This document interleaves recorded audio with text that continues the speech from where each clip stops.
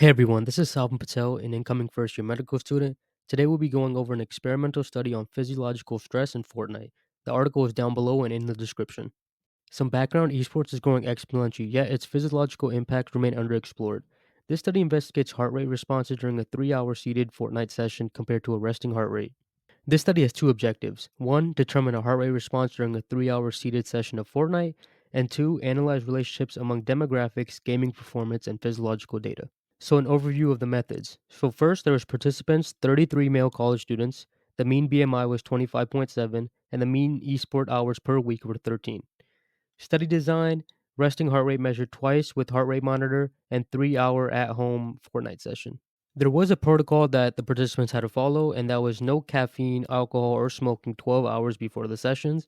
And there was a procedure: play Fortnite solo mode for 3 hours while seated. Heart rate and match statistics were recorded. So, what were the results? First, I just want to mention this was statistically significant.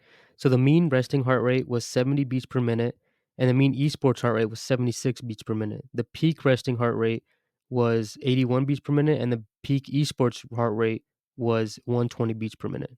So let's go over some performance results. The average kill per session was 29, and participants that won at least one match were 13. Right, so what are the correlations here? So higher esports hours correlated with elevated mean and peak esports heart rate. BMI negatively correlated with esport hours per week. Offensive playstyles linked to higher kills and wins. Experienced players had longer matches with higher heart rates. So what does this all mean? Live tournaments may elicit higher heart rate responses. Esport induces physiological stress, which means the sympathetic nervous system activates. Heart rate response is comparable to chess players and gambling, lower than traditional sports. At home play provides practical relevance but limits control. There are some study limitations: male only participants due to recruitment and cultural dynamics, self reported height and weight for BMI calculations, diverse expertise levels among participants.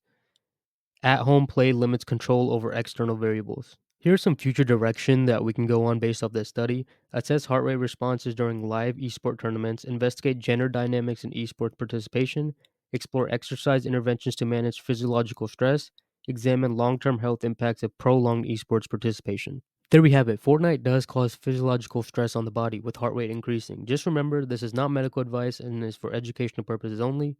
Hope everyone enjoyed. Thank you, and game safely.